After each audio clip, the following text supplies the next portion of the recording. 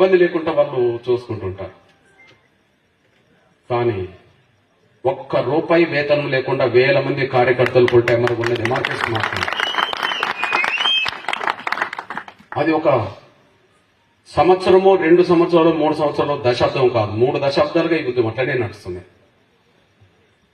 వేల మంది కార్యకర్తలు ఫుల్ టైమర్ వర్కర్లు ఉన్నట్టు మనకు. బహుశా ఈ ప్రకాశం జిల్లాలో పుట్టిన ఉద్యమం భారతదేశంలో అత్యంత పెద్ద సామాజిక ఉద్యమం ఎదిగింది, చాలా గొప్ప ఉద్యమం ఎదిగింది. ఎక్కడున్నా ఫుల్ టైమర్ వర్కర్స్ పాత్ర ఎట్లుంటుందంటే,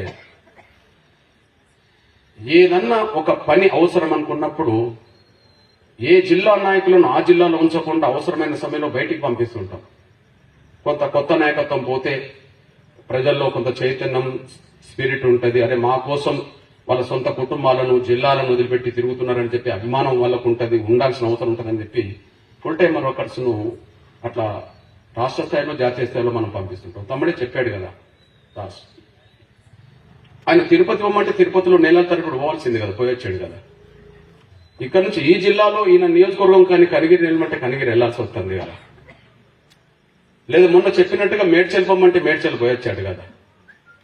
తెలంగాణ ముఖ్యమంత్రి నియోజకవర్గం కొడంగల్ అయితే కొడంగల్కు రావాలే దాస్ అంటే అక్కడికి వచ్చి పనిచేశాడు కదా. ఆయన ఎట్లొచ్చాడో ఎట్లా పోతున్నాడో ఆయనకు మాత్రమే తెలుసు. కానీ చెప్పిన పని మాత్రం చేయడం కోసమే ఒక సైన్యంగా పనిచేయడం తమ్ముడికి తెలుసు. ఇప్పుడు చూడండి, వేదిక మీద ఉన్న రాష్ట్ర నాయకుల గురించి మేము మాట్లాడతాం.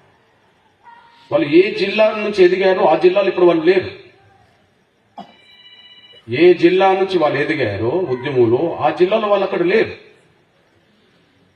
ఇప్పుడు తమ్ముడు నరేంద్ర ఉన్నాడు, అనేది ఉమ్మడి చిత్తూరు జిల్లా మదనపల్లి, అక్కడి నుంచి ఎదిగిండు. మొన్నటి వరకు ఆంధ్రప్రదేశ్ రాష్ట్రానికి అధికార ప్రతినిధిగా పనిచేసిండు. ఇప్పుడు రాష్ట్రంలో జాతీయ స్థాయిలో ఎక్కడ తిరుగుమన్నా తిరిగే తమ్ముడికి ఎదిగిండు. ఇప్పుడు ఆయన సొంత జిల్లా భార్య పిల్లల్ని వదిలిపెట్టి ప్రకాశం జిల్లా ఇన్ఛార్జిగా ఎక్కడనే తిరుగుతున్నాడు. నాగరాజు మన ప్రకాశం జిల్లా భార్య పిల్లలతోటి విశాఖలు ఉంటుండు, అక్కడ చదువుకున్నాడు కాబట్టి. కానీ ఇవాళ ఆయన ఒక జాతీయ అధ్యక్షుడు పోయి నంద్యాల జిల్లాలో పనిచేయమంటే నంద్యాల జిల్లాలో పనిచేస్తున్నాడు. ఆయన ప్రకాశం జిల్లా, భార్య పిల్లలు విశాఖలు ఉంటారు. నంద్యాలకు వెళ్ళమంటే నంద్యాలకు వెళ్ళాడు. హైదరాబాద్లో పని ఉన్నది రా అంటే హైదరాబాద్ పోతాడు. ఫుల్ టైమర్ వర్కర్స్ మన జాతీయ ఉద్యమానికి ఉన్నారు. తమ్ముడు విశ్వనాథ్ ఉన్నాడు, ఆయనది అనంతపూర్ జిల్లా తాడిపత్రి. ఆయన భార్య పిల్లలు ఉంటున్నది తిరుపతి. కానీ ఆయనను గుంటూరు జిల్లా ఇన్ఛార్జిగా రమ్మంటే ఒక ఎంఎస్పీ రాష్ట్ర అధ్యక్షుడు వచ్చి గుంటూరు జిల్లాలో పనిచేస్తున్నాడు, నెలల తరబడి పనిచేస్తున్నాడు. తమ్ముడు సురేష్, ఆయనది గుంటూరు జిల్లా. ఇప్పుడు ఎంఆర్పిఎస్ కు మనకు రాష్ట్ర అధ్యక్షుడు, ఆయనను పోయి పనిచేయమంటే సత్యసాయి అనంతపూర్ జిల్లాలో ఉండబడి సత్యసాయి జిల్లాలో పనిచేస్తున్నాడు. తమ్ముడు రామకృష్ణ, ఆయనది ఉమ్మడి చిత్తూరు జిల్లా పీలేరు దగ్గర. చాలా ఇబ్బందులు, దాసుకున్న ఇబ్బందులు, వీళ్ళందరికీ ఉన్న ఇబ్బందులే, ఆయన కూడా ఇబ్బందులు ఉన్నాయి. ఆ ఇబ్బందులు ఎందుకు కూడా నాకు అప్పుడప్పుడు తెలుస్తుంటాయి. ఆయన ఇబ్బందులు పడుతూ కూడా నువ్వు ఇక్కడికి రా అంటే బహుశా పల్నాడు జిల్లా నర్సరావుపేట పల్నాడు జిల్లాలో వచ్చి పనిచేస్తున్నాడు. మా అందరితో పోల్చుకుంటే వయసు రీత్యా చాలా పెద్దోడు సత్యన్న, గుంటూరు జిల్లా, చాలా సీనియర్ నాయకుడు. ఆయనకు ఉద్యమ కమిట్మెంట్ ఎక్కువ, దైవభక్తి కూడా ఎక్కువ. అందరికీ దైవభక్తి ఉన్నది, ఆయన ఇంకా ఎక్కువ, మాకంటే ఆయనకు ఎక్కువ. ఓకే, ఆయన భార్య పిల్లలు ఉన్నారు. ఆయన మాకంటే వయసు రీత్యా కొంత పెద్దోడే. కానీ ఆయనను పోయి పశ్చిమ గోదావరి జిల్లా ఏలూరులో కూర్చోమంటే ఆయన ఏలూరులో కూర్చుంటాడు. నిజంగా మాదిగ జాతికి ఒక సైన్యంగా తయారైంది ఎంఆర్పిఎస్. మాదిగ జాతి భవిష్యత్తును, మాదిగ జాతి హక్కుల్ని కాపాడుకోవడానికి ఇప్పుడు ఏళ్ల మీద లెక్క పెట్టబడ్డ వాళ్ళు నా ముందట ఉన్నారు కాబట్టి, నా పక్క ఉన్నారు కాబట్టి వాళ్ళ గురించి నేను చెప్పాను. అని ఇట్లా వందల మంది, వేల మంది ఎంఆర్పిఎస్ ఉద్యమంలో జాతిని గెలిపించడం కోసం ఇది. నేను మళ్ళీ చెప్తున్నా, బార్డర్ మీద ఉన్న సైన్యం 140 కోట్ల మంది తరఫున యుద్ధం చేస్తుంటది. ఆ యుద్ధంలో శత్రువునైనా ఎదుర్కొంటామని చెప్పి ఒక ఆయుధం వాళ్ళకి పనిచేస్తుంటది, ధైర్యం. అక్కడ ఏదన్నా అవుతే గవర్నమెంట్ మాకు అన్ని రకాలుగా చేయుతనిస్తుంది మా పిల్ల పాపలకు అని చెప్పి వాళ్ళకు ఒక అభిప్రాయం ఉంటుంది. లేదా రిటైర్డ్ అవుతే మాకు ఇట్లాంటి బెనిఫిట్ ఉంటాయని కూడా ఉంటాయి. వామపక్షాలు పనిచేసే కాడ కనీసం నెలకు వేతనాలను ఉంటాయి. ఇక భూస్వామ్య రాజకీయ పార్టీలకు సంబంధించిన వాళ్లకు లీడర్ల చుట్టూ తిరిగితే పదవులు వస్తాయనో, డబ్బులు వస్తాయనో, లేదా ఇంకేదన్నా ఆ రోజువారీ ఏదైనా జరుగుతుందని చెప్పి ఆశలన్నీ ఉంటాయి. కానీ ఎలాంటి ఆశలకు లోబడకుండా ఆశయం కోసమే, జాతిని గెలిపించడం కోసమే 30 ఏళ్లుగా ఎంఆర్పీఎస్ కార్యకర్తలు జాతిని గెలిపించారు, కష్టపడి జాతిని గెలిపించారు. మొదటి విలువ నేను అమరుల త్యాగాలకు ఇస్తా, రెండో విలువ నా కార్యకర్తలు నాయకులకి ఇస్తా. ఎందుకంటే వాళ్ళు చనిపోయారు. వాళ్ళని మనం చూడలేము, వాళ్ళ వర్గీకరణ కూడా చూడలేదు బిడ్డలు. మనందరూ తెలుసు, తాడిపత్రిలో ఒక తమ్ముడు వర్గీకరణ కోసం తగలబెట్టుకొని, వీళ్ళదే తెల్లమల్ల రవి, వర్గీకరణ జరగాలని తగలబెట్టుకొని ఆయన వస్తూ అంబులెన్స్ లో నిమ్స్ ఆసుపత్రిలో హైదరాబాద్ ఎత్తే, అప్పుడు నేను ఆమర దీక్ష చేస్తుంటే నిమ్స్ ఆసుపత్రిలో వేస్తే, ఆ నిమ్స్ ఆసుపత్రికి లోపలికి వెళ్ళిన తర్వాత ఆయన అడుగుతున్న పదం ఏంటంటే, నువ్వు జాగ్రత్తగా ఉండు నాయన అంటే, నేను జాగ్రత్త ఉండు కాదు, అన్నెలా ఉన్నాడు నాకు అది చెప్పండి, అన్న బతికితే చాలని చెప్పి ఆయన అంటాడు. ఆయన తర్వాత చనిపోయింది. మళ్ళీ నువ్వు జాగ్రత్తగా ఉండు అని ఆయన అంటే, నేను జాగ్రత్తగా ఉండను, అది తర్వాత విషయం. ముందు అన్న ఎలా ఉన్నాడు, అన్న అమర్దీక్ష చేస్తున్నాడు కదా, అన్న ఏదో కోమలకి వెళ్తున్నాడు అని ప్రచారం జరుగుతుంది కదా, అన్న బతికితే చాలు, అన్న బతకాలని కదా నేను ఇట్లాంటివి తీసుకున్నానని చెప్పి అట్లా చెప్పేశారు. ఒక సురేందర్ నన్ను చూడలేని కళ్ళంతా తగలబడిపోయినాయి, 95% తగలబడిపోయిన తమ్ముడు నా మాట విని, అన్నా నువ్వు ఏడుస్తున్నావు, నువ్వు బాధపడుతున్నావు, నీ ఏడుపు నేను వినలేను, నాకు భయం లేదు, నాకు బాధ కూడా లేదు, కానీ ఒక బాధ ఉన్నది, వర్గీకరణ చూడక ముందు చనిపోతున్నందుకు బాధ ఉన్నది, కానీ మీరు వర్గీకరణ యుద్ధాన్ని మాత్రం ఆపద్దన్న, దయచేసి ముందుకు నడపండి, జాతిని గెలిపించాడు. అట్లాంటి కమిట్మెంట్ గల త్యాగాలు చేసే బిడ్డలు ఈ ఉద్యమానికి మార్గనిర్దేశం చేసినట్టు అయింది. ఎక్కడ రాజీ పడకుండా యుద్ధం చేయాలి. ఈ 30 ఏళ్ల పోరాటంలో పదవులు వచ్చినాయి పోయినాయి అనేది మీ అందరికీ తెలుసు, వస్తూనే ఉంటాయి. కానీ 98లో చంద్రబాబు నాయుడు ఎంపీ తీసుకుంటే ఎంపీ అయ్యేవాళ్ళేమో 100 మంది బాగుపడే వాళ్ళేమో, నాతో పాటు నా కుటుంబం ఇంకో 100 మంది. 99లో చంద్రబాబు నాయుడు గారు నాకు రాజ్యసభ ఇస్తే అప్పుడు తీసుకుంటే నేను, నా కుటుంబం కొంతమంది బాగుపడే వాళ్ళేమో, నా చుట్టూ ఉన్న వాళ్ళు. 2007లో రాజశేఖర్ గారు ఎమ్మెల్సీ ఇచ్చి మంత్రి పదవి ఉన్నప్పుడు తీసుకుంటే, ఆ రోజు ఇక్కడ ఉండబడే ఓ జోపుడి తీసుకున్నాడు వాళ్ళ వైపు నుంచి, నేను తీసుకుంటే నేను, నా కుటుంబం, చుట్టుపక్కల వాళ్ళు ఒక 100 మంది బాగుపడే వాళ్ళేమో. 99లో వరంగల్ పార్లమెంట్ సీటు కాంగ్రెస్ నాకు డిక్లేర్ చేసినప్పుడు నాకు అవకాశం వస్తే నేను తీసుకుంటే కొంత బాగుపడే వాళ్ళమేమో, కుటుంబాలు బాగుపడేయేమో. లేదా జగన్మోహన్ రెడ్డి గారు 2012-13 మధ్యలో, కృష్ణ నువ్వు రాజ్యసభకి వెళ్ళిపో, నేను రాజ్యసభ అన్నప్పుడు తీసుకుంటే కొంత వచ్చేదేమో కుటుంబం. లేదా మొన్నటికి మొన్న 2024 వరంగల్ పార్లమెంట్ సీటు బీజేపీ నాయకత్వం మనకి ఇస్తాన్ని ప్రచారం చేస్తున్న రోజులు అవి తీసుకుంటే ఏదన్నా అయ్యేవాళ్ళము. కానీ సంతృప్తి ఏంటంటే, ఈ జాతిని గెలిపించుకున్నాం కదా 100 తరాలు.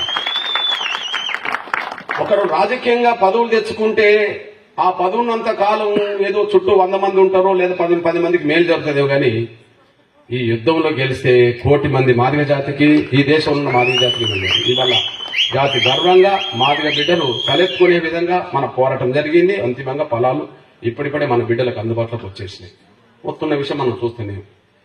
ఏదేమైనా నేను ఇవన్నీ ఎందుకు చెప్తున్నంటే, ఒక బలమైన సైన్యం జాతికి ఏర్పడ్డది.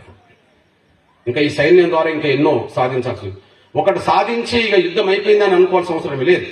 ఇంకా ఏ సమస్యల మీద దృష్టి పెట్టాలో, ఏ సమస్యలు పరిష్కారం కావాలనో అది మాదిగల కోణంలో చూడాలి, సమాజం కోణంలో కూడా చూడాలి.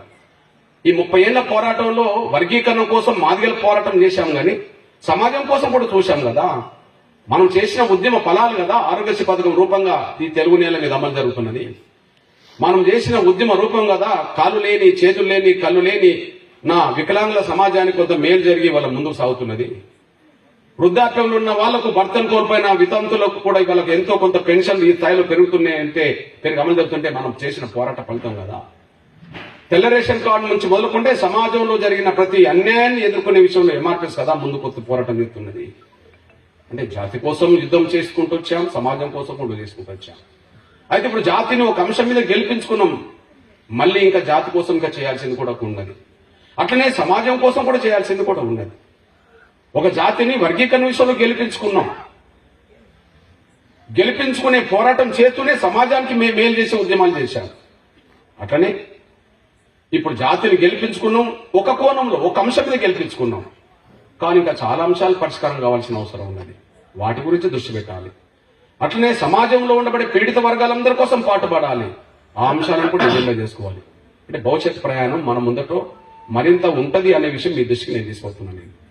ఈ కోణంలో ముందుగా నేను చెప్పదలుచుకునేది ఏంటంటే, వర్గీకరణ జరగక ముందు లేదా వర్గీకరణ లేక ముందు ఈ తెలుగు నేల మీద ఉన్న దళిత సమాజంలో అత్యంత జనసంఖ్య గల జాతి అయిన మాదిగ బిడ్డలు చదువుల్లో వెనుకబడిపోయారు.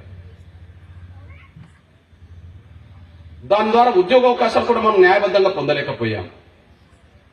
కానీ ఇప్పుడు ఆ రెండు విషయాలు పరిష్కారం కావడానికి దారితీసింది. ఇవాళ మనం ఏ స్థాయిలో చదువుకోవాలనుకున్నా కూడా అవకాశాలు మనకు దగ్గరకు వచ్చినాయి.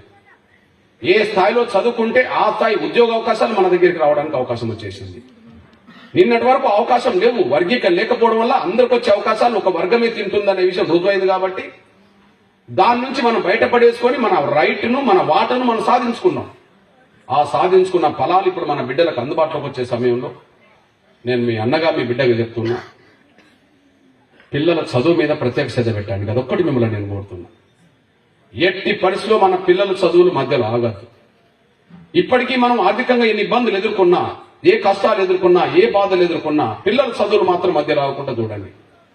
పిల్లల చదువులు కనుక మధ్య రాకుండా మీరు చూడగలిగితే ఒక 10 ఏళ్లలోనే జాతి ఇతర జాతుల కంటే ఉన్న స్థాయికి ఎదగడానికి అవకాశం ఉంది. ఎందుకంటే ఒకనాడు అవకాశాలు మనకు అందుబాటులోకి రాలే, కానీ ఇప్పుడు అవకాశాలు అందుబాటులోకి వచ్చినాయి.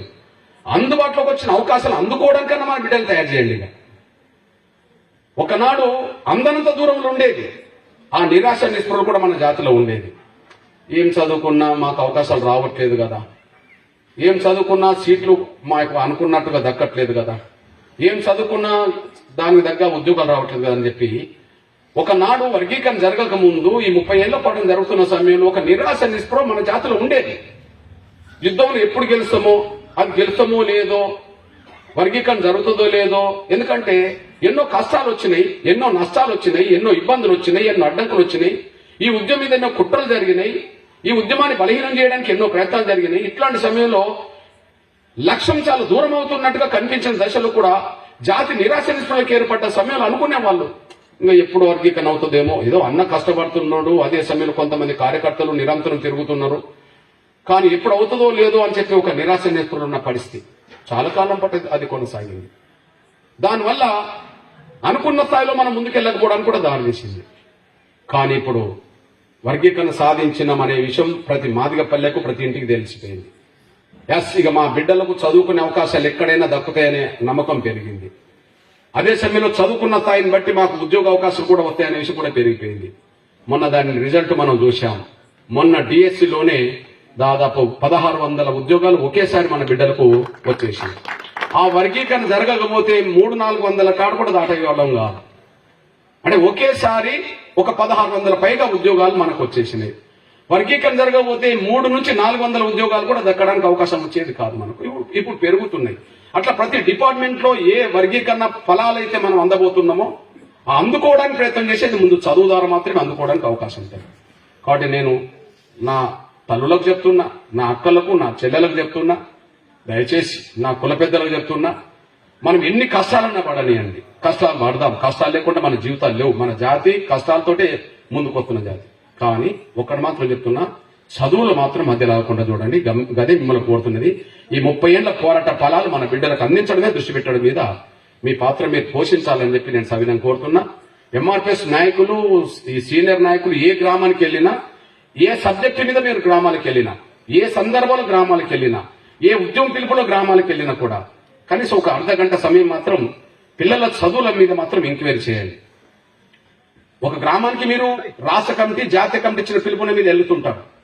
ఏ పిలుపు మీద వెళ్ళినప్పటికీ మీరు ఒక అర్ధగంట సేపు ఒక స్పెషల్ డ్రైవ్ గా మన పిల్లల చదువులు ఎలా ఉన్నాయి, 10th ఎవరు చదువుతుండ్రు, ఇంటర్మీడియట్ ఎవరు చదువుతుండ్రు, 9th ఎవరు చదువుతుండ్రు, 7th ఎవరు చదువుతుండ్రు, డిగ్రీలు ఎవరు చదువుతుండ్రు, వాళ్ళు ఎక్కడెక్కడ చదువుతుండ్రు, వాళ్ళకు వస్తున్న ఇబ్బందులు ఏంటిది అనే విషయంలో కనీసం ఒక క్రాస్ చెక్ చేసుకోవడం ద్వారా పిల్లలకు మనం ఎక్కడన్నా చిన్న చిన్న ఆగిపోయిన చోట మనం వాళ్ళని బయటపడేయడానికి ఏదైనా మార్గాలు ఉన్నాయని చెప్పి ప్రతి ఒక్కరు వెతుక్కోవడానికి మనకు అవకాశం ఉంటుంది. దయచేసి ఎంఆర్పిఎస్ పిలుపు జాతీయ స్థాయిలో ఏ పిలుపునిచ్చినప్పటికీ ఒక స్పెషల్ డ్రైవ్ కింద మాత్రం ప్రతి ఒక్కరు, అది అన్ని విభాగాలకు నేను విజ్ఞప్తి చేస్తున్నాను. నేను అది ఉద్యోగ విభాగం అయినా, ఎంఆర్పిఎస్ కైనా, ఎంఎస్పీకి అయినా ఖచ్చితంగా ఒక గంట సమయం ఒక స్పెషల్ డ్రైవ్ కింద మన మాదిగ పల్లెల్ని మేల్కొల్పడానికి ప్రత్యేక శ్రద్ధ పెట్టాల్సిన బాధ్యత మనకు ఉన్నది. నా తల్లిదండ్రులకు కూడా ఆ బాధ్యత ఉన్నదని చెప్పి, నా అక్క చెల్లెళ్ళ మీద కూడా ఆ బాధ్యత ఉన్నదని కూడా గుర్తు చేస్తున్నాను నేను. ఇకపోతే మన మీద చాలా పెద్ద బాధ్యత ఉన్నది ఈ దేశంలో. మన మీద చాలా పెద్ద బాధ్యత ఉన్నది ఈ దేశంలో. మన మీదనంటే ఇప్పుడు ఈ తెలుగు నేల మీద దక్షిణాది రాష్ట్రాల్లో ఎంఆర్పిఎస్ ఒక బలమైన శక్తిగా ఎదిగింది. అంటే జాతి పక్షాన ఒక యుద్ధం చేసే సైన్యం. ఇప్పుడు భారతదేశానికి సైన్యం ఎట్లయితుంటుందో బార్డర్లో దేశాన్ని కాపాడడానికి, మాదిగ జాతి హక్కులు ఆత్మగౌరవాన్ని కాపాడడానికి ఎంఆర్పిఎస్ నిరంతరం ఉన్నదనే విషయం మనం మర్చిపోదు. ఇది ఎంఆర్పిఎస్ మనకు ఒక సైన్యంగా తయారయ్యింది. ఇప్పుడు ఈ సైన్యం మీద జాతీయ స్థాయిలో పాత్ర పోషించాల్సిన బాధ్యత మన మీద నెట్టబడ్డది. ఎందుకు నెట్టబడ్డది మీ అందరికి ఒకసారి గుర్తు చేస్తున్నాను నేను. ఈ దేశంలో కుల వ్యవస్థ నిర్మూలన కాలే. కుల వ్యవస్థ రోజు రోజు మనల్ని పీడిస్తూనే ఉన్నది. కుల వ్యవస్థ పేరుతో దాడులు జరుగుతూనే ఉన్నాయి, హత్యలు జరుగుతూనే ఉన్నాయి, అత్యాచారాలు జరుగుతూనే ఉన్నాయి. ఇది పెరుగుతూనే ఉన్నాయి. దీన్ని ఎదుర్కోవాల్సిన బాధ్యత ఈ దేశంలో నాకు తెలిసి ఎంఆర్పిఎస్ మీదనే ఉన్నది. ఎదుర్కోవడానికి ప్రయత్నం చేయాల్సిన అవసరం ఉన్నది. అది మాదిగల మీదనైనా, మాలల మీదనైనా, దళితుల మీదనైనా, పీడిత వర్గాల ఎవరి మీదనైనా సరే ఎక్కడ ఏ అన్యాయం జరిగినా వాళ్ళ పక్షాన బలంగా నిలబడాల్సిన బాధ్యత మాత్రం ఎంఆర్పిఎస్ నెట్టబడ్డది ఈ దశాబ్దంలో, రాబోయే దశాబ్దంలో. ఎందుకు నేను చెప్తున్నాను అంటే ఒకసారి మీరు గ్రహించండి. ఎంఆర్పిఎస్ 30 ఏళ్ల పోరాటం, సైన్యం నిరంతరం ఎదుగుతున్నది, చైతన్యవంతంగా ఎదుగుతున్నది, అనుభవ రూపంగా ఎదుగుతున్నది, అదే సమయంలో శక్తిగా ఎదుగుతున్నది, నిర్మాణ పరంగా ఎదుగుతున్నది, అన్ని రకాలుగా ఎంఆర్పిఎస్ ఎదుగుతున్నది. అడ్డంకులు, కుట్రలు, కుతంత్రాలు ఇవన్నిటి మధ్యలో ఎదుగుతున్నారు. అట్లయితేనే ఎదిగిన వాళ్ళు నిలబడతారు. ఈ నేపథ్యంలో మీకు ఒక విజ్ఞప్తి చేస్తున్నాను. మన మీదనే ఎందుకు బాధ్యత పడ్డదో ఒక విషయం గుర్తు చేస్తున్నాను. మన మీదనే ఎందుకు బాధ్యత పడ్డది అనడానికి ఒక విషయం గుర్తు చేస్తున్నాను. ఎంఆర్పిఎస్ రాకముందు కారంచెడు ప్రకాశం జిల్లాలోనే జరిగింది మన వాళ్ళది. కారంచెడులో మాదిగలు చిందించిన రక్త తర్పణే దళిత ఉద్యమంగా ఎదిగింది. ఆ దళిత ఉద్యమానికి మన సోదరులు కత్తిపద్మరావు గారు నాయకత్వం వహించాడు, బొజ్జ తారకం గారు నాయకత్వం వహించాడు, ఎదిగారు. నేను చెప్తున్నది ఏంటంటే, ఇప్పుడు చూడండి, దళిత మహాసభ ఏర్పడ్డది ఎక్కడ? ప్రకాశం జిల్లాలోనే. ఏ గ్రామం బేస్గా? కారంచేడు బేస్గానే. ఎంఆర్పిఎస్ ఏర్పడ్డది ఎక్కడ? ప్రకాశం జిల్లాలోనే. ఇప్పుడు దళిత ఉద్యమానికి నాయకత్వం వహించిన దళిత మహాసభ 10 ఏళ్లు తెలుగు నేల మీద బలంగా లేకుండా పోయింది. 85లో కారంచేడు జరిగింది, దళిత మహాసభ వచ్చింది. కొంత ముఖ్యంగా కోస్తాల్లో ఉండబడే దళిత సమాజాన్ని ఒక దళిత మహాసభ కింద ఒక ఏకతాటిని తీసుకొచ్చే ప్రయత్నం చేసింది. అది ఇంకా తెలంగాణలో బలంగా ఎంటర్ కాలేదు. అదే సమయంలో రాయలసీమలో కూడా అంత బలంగా లేదు. శ్రీకాకుళం నుంచి నెల్లూరు వరకు ఒక దళిత మహాసభగా ఒక ప్రభావితం చేసింది. దాని తర్వాత వెంటనే సంఘటన చుండూరు జరిగింది. చుండూరు జరిగే సమయానికి కొంత బలంగా అక్కడ కనిపించింది. ఆ తర్వాత జరిగిన ఏ సంఘటనలో కూడా దళిత మహాసభ ఆ స్థాయిలో ప్రభావితం చేయలేకుండా పోయింది. 85 మొదలుకొని 95 వచ్చేటప్పటికి దళిత మహాసభ లేదు. ఉమ్మడి దళితులకు నాయకత్వం వహించిన దళిత మహాసభ 85 ప్రారంభమై ఒక యువ రక్తంగా 85 ప్రారంభమై 95 నాటికి మళ్ళా దళిత మహాసభ మళ్ళా అంత బలంగా లేదు. అది ఇప్పుడు అది కనిపించట్లేదు. కానీ 94లో ఇదే ప్రకాశం జిల్లాలో ఏర్పడ్డ ఎంఆర్పిఎస్ ఉద్యమం ఇవాళ దేశం మొత్తం మీద యుద్ధం విస్తరించడానికి వచ్చింది. ఇప్పటికి సైన్యం మనకున్నది పెరుగుతున్నది. ఏది నిర్మాణం పెరుగుతున్నది, సైన్యం పెరుగుతున్నది, ప్రాంతాలు పెరుగుతున్నాయి, రాష్ట్రాలు పెరుగుతున్నాయి. అంటే ఇక్కడ ఈ దేశంలో ఏ సంఘటన జరిగినా మనం బాధ్యతగా మనం పాత్ర పోషించాల్సిన నెట్టబడ్డాయి. ఎగ్జాంపుల్ చెప్తున్నా, అది గల్లీలో దాడి జరిగినా, ఢిల్లీలో దాడి జరిగినా ఎవరు చేయాల్సి వస్తుంది అంటే, అది గల్లీలో జరిగినా, ఢిల్లీలో జరిగినా ఎంఆర్పిఎస్ చంద్రశేఖర్కి వచ్చింది. నేను గల్లీ గురించి మాట్లాడతా. ఇదే ప్రకాశం జిల్లా. నిన్నగాక మొన్న ఈ సంతనూతలపాడు నియోజకవర్గ పరిధిలో ఉండబడి చీమకుర్తి మండల పరిధిలో ఉండబడి బండ్లమూడి గ్రామంలో మన మాదిగల మీద దాడి జరిగిందా లేదా? బండ్లమూడి గ్రామం మీద దాడి జరిగిందా లేదా? ఒక బాధ్యతలు ఇక్కడికి వచ్చా. ప్లీజ్ కూర్చోండి. బండ్లమూడి మాదిగల మీద దాడి జరిగింది. దాడి చేసిన వాళ్ళు ఎవరు? రెడ్లు. దాడి గురైంది ఎవరు? మాదిగలు. ఇక్కడ మీరు గమనించండి, మాదిగలోమో వాళ్ళ మీద ఉన్న పేరు, మాదిగలోమో వాళ్ళ ఉన్న పేరు వైసీపీకి ఓట్లేసిండ్రు అని. ఓకే,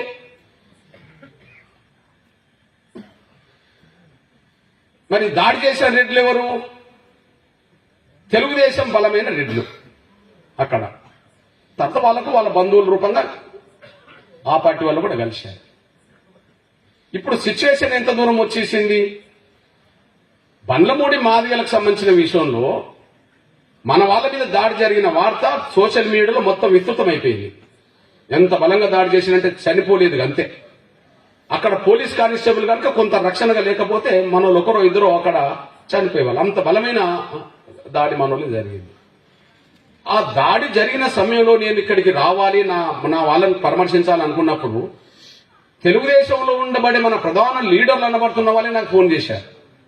అన్నా ఎందుకన్నా అక్కడికి పోయేది అని. కారణం ఏంటిది? కారణం ఏంటంటే అక్కడ తెలుగుదేశం రెడ్లు దాడి చేసింది కాబట్టి నువ్వు పోవడం ఎందుకన్నా అని చెప్పి అనడం జరిగింది. అంటే ఇప్పుడు ఎవరిని అరెస్ట్ చేయించాలి? ఎవరిని అరెస్ట్ చేయించాలి? తెలుగుదేశం రెడ్లను అరెస్ట్ చేయించాలి, అంతే కదా. నా జాతి బిడ్డలు వైసీపీలు ఉన్నారా, టీడీపీలు ఉన్నారా, కాంగ్రెస్లు ఉన్నారా, బీజేపీలు నాకు అనవసరం. నా జాతి బిడ్డలు దాడి చేసిన వాళ్ళు ఏ పార్టీలో ఉన్నా వాళ్ళని అరెస్ట్ చేయించాల్సిందే. వాళ్ళ అధికార పార్టీ, ప్రతిపక్ష పార్టీ మాకెందుకయ్యా?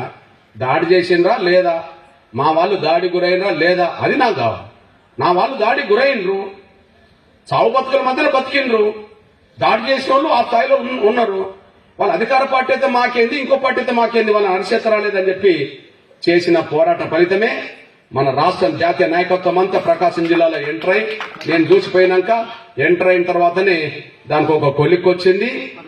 ఎవరెవరైతే జైలుకి వెళ్ళలేదో, మేము అధికార పార్టీ రెడ్లం కదా మమ్మల్ని జైలుకి వెళ్ళిపోతాను అనుకుంటే నిన్ను జైలు పంపించే బాధ్యత మాదని చెప్పి మన వాళ్ళందరూ కూర్చున్నారు, వాళ్ళకి జైలు పంపింది. ఇదే జిల్లాలో జరిగింది. అంటే గల్లీలో జరిగిన ఎవరు ఉండాల్సి వస్తుందంటే ఎంఆర్పీసీ ఉండాల్సి వస్తుంది. మరి ఢిల్లీలో జరిగితే ఎవరు ఉండాల్సి వస్తుందంటే ఎంఆర్పీసీ ఉండాల్సి వచ్చింది.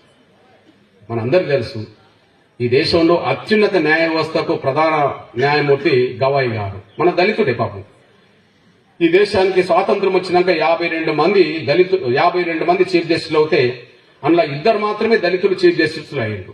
ఒకరు కేరళ నుంచి బాలకృష్ణన్ గారు, ఒకరును గవాయి గారు. గవాయి గారికి చాలా గొప్ప చరిత్ర ఉన్నది. వాళ్ళ తండ్రి అంబేద్కర్ జీవించిన కాలంలో అంబేద్కర్తో పనిచేసాడు. అంబేద్కర్ బౌద్ధ మతం తీసుకున్న రోజుల్లో వాళ్ళ తండ్రి గారు కూడా బౌద్ధ మతం తీసుకున్నాడు. అంబేద్కర్ పార్టీ పెట్టిన తర్వాత ఆయన చనిపోతే ఆ పార్టీని ఇప్పుడు గవాయి గారి తండ్రి కూడా ఆయన పేరు గవాయి, ఆయనే పార్టీని నడిపాడు. ఈయన చీఫ్ జస్టిస్ అయిన తర్వాత సుప్రీంకోర్టులో మొదటిసారి ఎస్సీలకు రిజర్వేషన్లు ఈయన అమలు చేశారు. అట్లాంటి ఒక కమిట్మెంట్ దళిత ఉన్నత స్థాయికి ఎదిగిన చీఫ్ జస్టిస్ మీద బూటుతో దాడి చేశాడు. దేశం మొత్తం ఖండించగలిగింది కానీ ఏం చేయలేకుండా పోయింది. దేశం మొత్తం ఖండించగలిగింది, ఏం చేయకుండా పోయింది. కానీ అది తప్పు. ఆ దాడి చేసిన వాళ్ళని వదలొద్దని చెప్పి గల్లీలో పోరాటం చేసింది ఎంఆర్పీసీ, ఢిల్లీలో పోరాటం చేసింది కూడా ఎంఆర్పీసీ. మీ అందరి కోసం ఈ 2 సంఘటనలు ఏం తెలియజేస్తున్నాయంటే ఎంఆర్పీసీ మీద ప్రధాన బాధ్యత ఉన్నది. అది మాదిగల మీదనా, మాలల మీదనా, దళితుల మీదనా, మహిళల మీదనా, పీడితుల మీదనా, ఎవరి మీద ఎక్కడ అన్యాయం జరిగినా కూడా ఖచ్చితంగా వాళ్ళని కంటికి రెప్పలా కాపాడుకుంటూ శత్రువు పట్ల ఎట్టి పరిస్థితుల్లో రాజీ లేకుండా యుద్ధం చేసి వాళ్ళని ఎదుర్కోవాల్సిన బాధ్యత ఈ దేశంలో ఎవరికన్నా ఉన్నదంటే ఎంఆర్పీఎస్ మీదే ఉన్నది. ఆ పాత్ర పోషించాల్సిన బాధ్యత మన మీద ఎట్టబడ్డాయి. ఎందుకంటే మన కళ్ళ ముందు జరుగుతున్న పిక్చర్ ఈ మధ్య కాలంలో రాజస్థాన్ లో ఎక్కడనో జోధ్పూర్ దగ్గర ఇంకేదో మారుమూల గ్రామంలో ఇంద్రకుమార్ మేఘవాల్ అనే ఒక 4వ తరగతి చదువుకున్న మన దళిత బిడ్డ స్కూల్లో అందరు తాగే నీళ్ల కుండల్లో ఈ బిడ్డ నీళ్లు తాగితే స్కూల్ టీచర్ చూసి అందరు తాగే దాంట్లో నువ్వెట్లా తాగుతావు అని చెప్పి కొట్టితే 20 రోజులు హాస్పిటల్ ఉండి ఆ బిడ్డ చచ్చిపోయాడు. 4వ తరగతి బిడ్డను దారుణంగా టీచరే చంపేశాడు ఇంద్రకుమార్ మేఘవాల్. ఆ దేశం మొత్తం మీద ఆ సంఘటన మీద దేశం మొత్తం మీద ఆ ప్రచారం జరిగింది. కానీ కనీసం ఆ కుటుంబాన్ని పరామర్శించి వాళ్ళకి ధైర్యం చెప్పడానికి కూడా ఏ దళిత నాయకులు వెళ్ళలేని పరిస్థితులు పడ్డారు. అట్లాంటి సమయంలో మనం వెళ్ళి కనీసం ఆ కుటుంబాన్ని పరామర్శించాల్సి వచ్చింది. ఇవన్నీ నేను ఎందుకు చెప్తున్నానంటే ఈ దేశంలో ఇప్పుడు దాదాపు ఎంతమంది ఉన్నారు? 30 కోట్ల మంది దళితులు ఉన్నారు. ఈ దేశంలో 30 కోట్ల మంది దళితులు ఉన్నారు. 30 కోట్ల మంది దళితుల మీద గ్రామాల్లో జరిగిన, ఢిల్లీలో జరిగిన కనీసం నిలదీసి ప్రశ్నించి దళితుల పక్షాన ఉండే సంఘాలు, పార్టీలు, నాయకత్వం లేకుండా పోయింది. ఇట్లాంటి పరిస్థితిలో ఎక్కడ అవమానం జరిగినా, ఎక్కడ అన్యాయం జరిగినా, ఎక్కడ దాడులు జరిగినా, ఎక్కడ వివక్ష జరిగినా ఖచ్చితంగా ఎంఆర్పిఎస్ మన పీడిత వర్గాలందరినీ కూడగట్టి భవిష్యత్తులో యుద్ధానికి మన సమాజాన్ని సిద్ధం చేయాల్సిన అయితే మనం ఏనేటబడ్డది. ఆ పాత్ర మనం పోషించాలి. లేకపోతే ఇంకే పాత్ర పోషించాలి?